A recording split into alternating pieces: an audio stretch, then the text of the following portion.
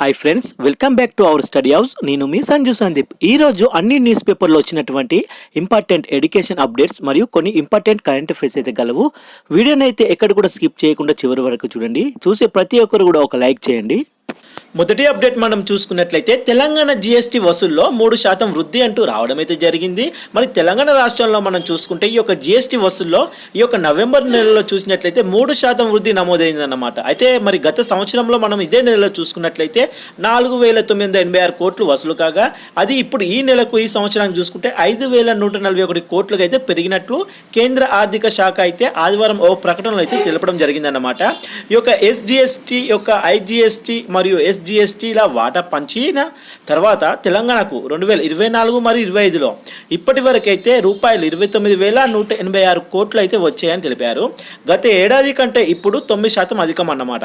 అయితే ఈ ఏడాది ఏప్రిల్ నుంచి నవంబర్ వరకు రాష్ట్రంలో ఈ యొక్క సిజిఎస్టీ మరియు ఎస్జిఎస్టీ మరియు ఐఎస్జిఎస్టీ సెస్ రూపంలో మొత్తం ఎంత 41,065 కోట్లు అయితే వసూలైందని, ఇది గత సంవత్సరం కంటే 4.9% అధికమైంది తెలపడం అయితే జరిగింది. నెక్స్ట్ అప్డేట్ చూసుకున్నట్లయితే జిఎస్టీ వసూళ్లు రూపాయలు 1.82 లక్షల కోట్లు ఈ యొక్క నవంబర్కు అంటూ రావడం అయితే జరిగింది. అయితే మరి ఏడాది నవంబర్లో ఈ యొక్క స్థూల జిఎస్టీ వసూలు ఎంత అంట 1.82 లక్షల కోట్లుగా అయితే నమోదయ్యాయి. అయితే కిందటి ఏడాది అంటే పోయిన సంవత్సరం ఇదే నవంబర్లో మనం చూసుకున్నట్లయితే 1.68 లక్షల కోట్లతో పోలిస్తే ఈ మొత్తం అంటే 8.5% అధికం అంట. అయితే దేశీయ లావాదేవీల నుంచి అధిక ఆదాయాలు రావడం కలిసి వచ్చిందని చెప్పుకోవచ్చు మనము. అలాగే జిఎస్టీ అమల్లోకి వచ్చాక 2024 ఏప్రిల్లో అయితే అత్యధికంగా వచ్చాయి వసూలు. ఎంత వచ్చాయి? 2.10 లక్షల కోట్లు అయితే అత్యధికంగా రావడం జరిగింది మొదటిసారిగా ఈ యొక్క 2024 ఏప్రిల్ నెలలో. అయితే అక్టోబర్ వసూల్లో చూస్తే మనకు 1.87 లక్షల కోట్లు అయితే రెండో స్థానంలో నిలిచాయన్నమాట. మరి నెక్స్ట్ చూస్తే మరి ఈ యొక్క నవంబర్లో వసూలైన 1.82 లక్షల కోట్ల జిఎస్టీలో సిజిఎస్టీ మరియు 34,141 కోట్లు కాగా ఎస్జిఎస్టీలు ఎంత 43,047 కోట్లుగా అయితే ఈ యొక్క ఐజిఎస్టీలు 91,828 కోట్లుగా, సెస్ రూపాయలు 13,253 కోట్లుగా అయితే ఉన్నాయన్నమాట. మరి దేశీయ లావాదేవీల ద్వారా జిఎస్టీ వసూలు ఎంత 9.4% పెరిగి 1.40 లక్షల కోట్లుగా అయితే నమోదయ్యాయి అనమాట. అయితే దిగుమతులపై పన్నుల ద్వారా ఆదాయం 6% అధికమై రూపాయలు ఎంత 42,591 కోట్లుగా అయితే ఉండడం జరిగింది. ఈ యొక్క రీఫండ్లు 8.9% పెరిగి 19,259 కోట్లుగా అయితే నమోదయ్యాయి అన్నట్ల.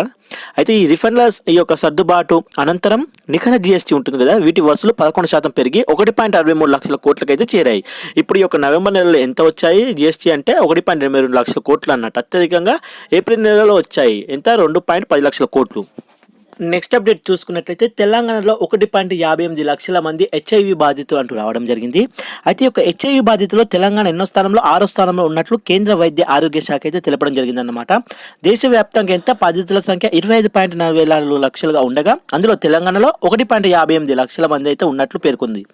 అయితే ఈ యొక్క బాధితుల సంఖ్య పరంగా తొలి 5 స్థానాల్లో ఏమున్నాయంటే మహారాష్ట్ర 3.90 లక్షలతో ముందుండగా రెండో స్థానంలో ఆంధ్రప్రదేశ్ 3.20 లక్షలుగా ఉన్నది, కర్ణాటక 2.8 లక్షలుగా ఉన్నది, ఉత్తరప్రదేశ్ 1.97 లక్షలుగా ఉన్నది, తమిళనాడు 1.69 లక్షల్లో అయితే ఉన్నాయన్నమాట. ఈ యొక్క ఆ శాఖ ఆధ్వర్యంలో జాతీయ ఎయిడ్స్ నియంత్రణ సంస్థ ఈ యొక్క ఆదివారం నాడు విడుదల చేసిన ఇండియా హెచ్ఐవి ఎస్టిమేట్లో 2023 నివేదిక ఈ మేరకు అయితే వెల్లడించింది. తెలంగాణలోని 1.58 లక్షల మంది బాధితులలో 1.54 లక్షల మంది 15 ఏళ్ళు పైబడిన వారే.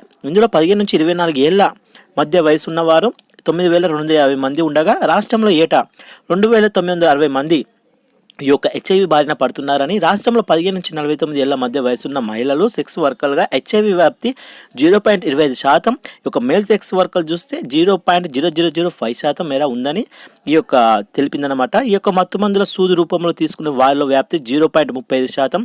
ఈ విషయంలో తెలంగాణ దేశంలోని చివరి స్థానంలో ఉందన్నమాట. 2010 నుండి 23 వరకు చూసుకుంటే మధ్యకాలంలో ఏటా హెచ్ఐవి వైరస్ సోకే వారి సంఖ్య ఎంత అంతకు ముందుతో పోలిస్తే 58% మేరకు తగ్గినట్టు చెప్పుకోవచ్చు.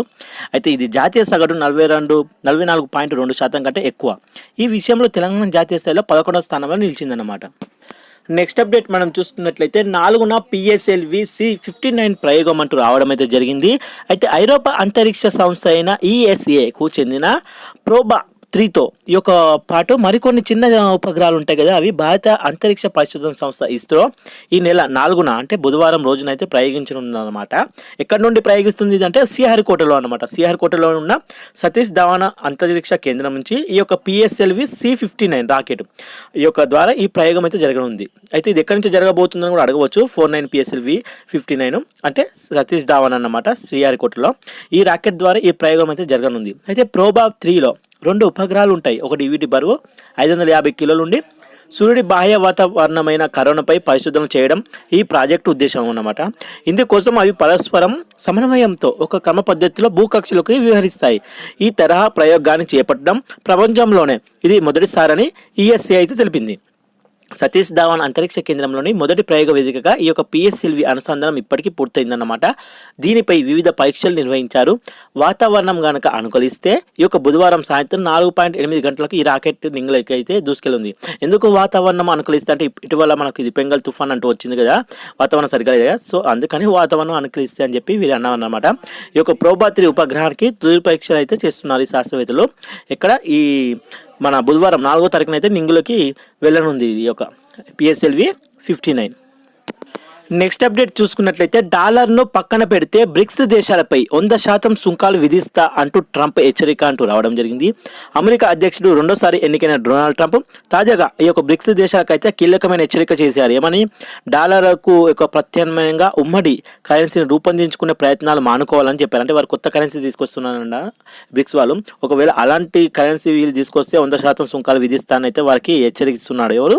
ట్రంప్ అన్నమాట. ఇక ట్రూత్ సోషల్ తాజాగా ఈ మేరకు పోస్టులు అయితే పెట్టారనమాట.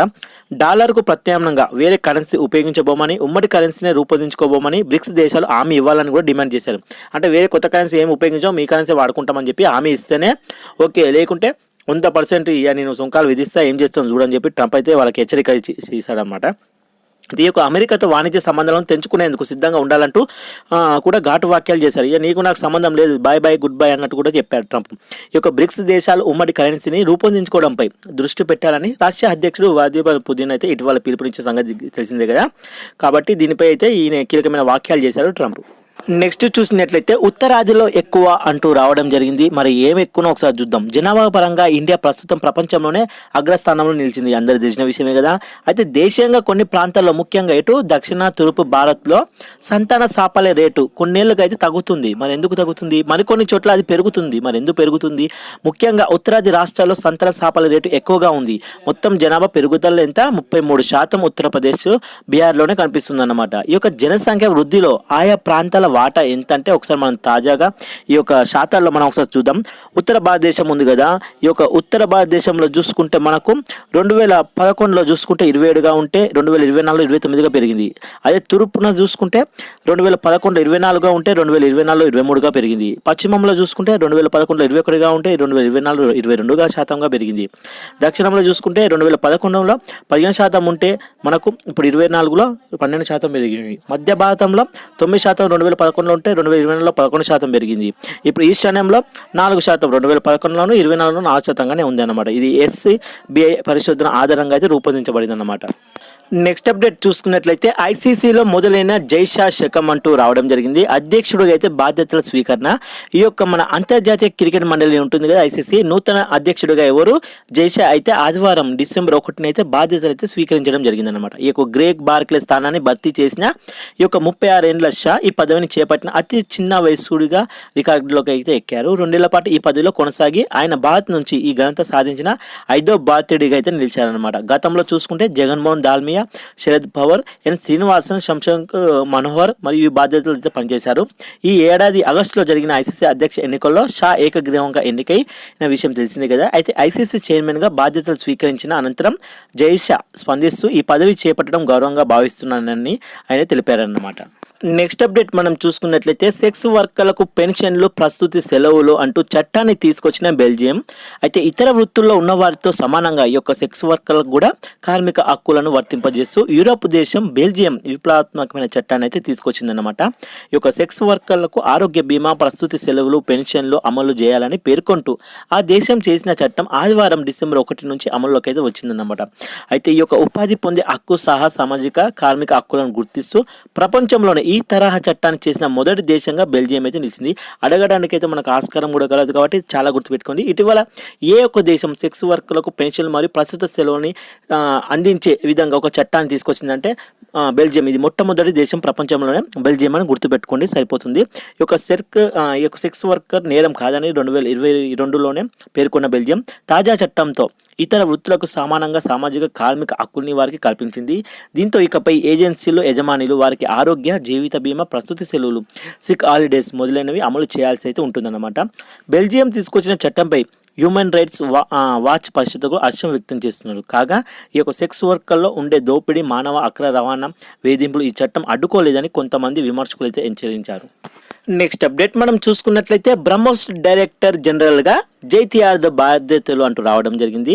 అయితే ప్రముఖ శాస్త్రవేత్త doctor Jaitirth R Joshi BrahMos director జనరల్గా అయితే నియమితులయ్యారనమాట. ఆదివారం బాధ్యతలు స్వీకరించారు. ఇతను వ్యూహాత్మక క్షిపణి వ్యవస్థల రూపకల్పన, అభివృద్ధిలో ఈ యొక్క డాక్టర్ జోషి విశేష కృషి అయితే చేశారనమాట. Long range surface to air missile development కోసం R&Dకి నాయకత్వం వహించారు. ఇతను అధునాత క్షిపణుల తయారీ 3 దశాబ్దాలుగా అయితే కృషి చేస్తున్నారనమాట. అయితే ఇతను బ్రహ్మోస్ డైరెక్టర్ జనరల్గా ఈ యొక్క జైతీర్ద్ అయితే బాధ్యతలు అయితే స్వీకరించారు. నెక్స్ట్ చూసినట్లయితే ఐక్యూలో ఐన్స్టీన్ను మించిన బ్రిటిష్ ఇండియన్ బుర్తడు అంటూ రావడం జరిగింది. ఈ యొక్క ఇండియన్ బ్రిటిష్ బాలుడు క్రిస్ అరోరా అంటే 10 సంవత్సరాల అతనికి మేధాశక్తిలో రికార్డ్ అయితే సృష్టించాడనమాట. ఐక్యూ స్కోర్ 122 సాధించి ఆల్బర్ట్ ఐన్స్టీన్, స్టీఫెన్ హాకింగ్లను మించిపోయాడు. దీంతో ప్రపంచంలోనే 1% అత్యంత మేధావుల సరస్సును చేరిపోయాడు. అంతేకాకుండా అత్యంత మేధావుల సొసైటీ ఈ యొక్క మోన్సాలోకి ప్రవేశించాడు. ఇతను బ్రిటన్లో గొప్పవారు ప్రతిష్ఠులున్న క్వీన్ ఎలిజబెత్ స్కూల్లో సెప్టెంబర్లో చేరబోతున్నాడు అనమాట. క్రిస్ మాట్లాడుతూ కొత్త పాఠశాల తన సత్తాకు మెరుగైన సవాళ్ళను విసురుతుందని ఆశిస్తుందని తెలిపాడు. నెక్స్ట్ చూసినట్లయితే బూసాన్లో కుదరని ప్లాస్టిక్ ఒడంబడిక అంటూ రావడం జరిగింది. ప్లాస్టిక్ కాలుష్య నివారణ దిశగా ప్రత్యేక ఒడంబడిక కుదుర్చుకునేందుకైతే ప్రపంచ దేశాలు దక్షిణ కొరియాలోని బూసాన్ నగరంలో వారం పాటు జరిపిన చర్చలు ఫలితాలు ఇవ్వలేదని, ప్లాస్టిక్ ఉత్పత్తిపై పరిమితులు విధించాలన్న ప్రతిపాదనపై అంతర్ప్రభుత్వ సంప్రదింపుల కమిటీ 5వ సదస్సులో ఆదివారం ఏకాభిప్రాయం అయితే కుదరలేదన్నమాట. ప్రపంచవ్యాప్తంగా ఏటా 40 కోట్ల టన్నుల ప్లాస్టిక్ కొత్తగా ఉత్పత్తి అవుతుందని, పరిమితులు విధించకపోతే ఈ ఉత్పత్తి 2040 సంవత్సరం కల్లా 70% మేర పెరుగుతుందని అంచనా అన్నమాట. ఈ నేపథ్యంలో ప్లాస్టిక్ ఉత్పత్తిని పరిమితం చేయాలని 100కు పైగా దేశాలు అభిప్రాయపడ్డాయి. కానీ ఆ ప్రతిపాదన భారత్ సహా 10ల సంఖ్యలో దేశాలు అయితే వ్యతిరేకించాయి. చూశారు కదా ఫ్రెండ్స్, ఈరోజు అన్ని న్యూస్ పేపర్లు వచ్చినటువంటి ఇంపార్టెంట్ ఎడ్యుకేషన్ అప్డేట్స్ మరియు కొన్ని ఇంపార్టెంట్ కరెంట్ అఫైర్స్ అయితే. వీడియో నచ్చితే మాత్రం అలా చూసి వెళ్ళిపోకుండా ప్లీజ్ ఒక లైక్ చేయండి, షేర్ చేయండి, సబ్స్క్రైబ్ చేసుకోవడం మాత్రం మర్చిపోకండి ఫ్రెండ్స్. Thank you friends. జై హింద్.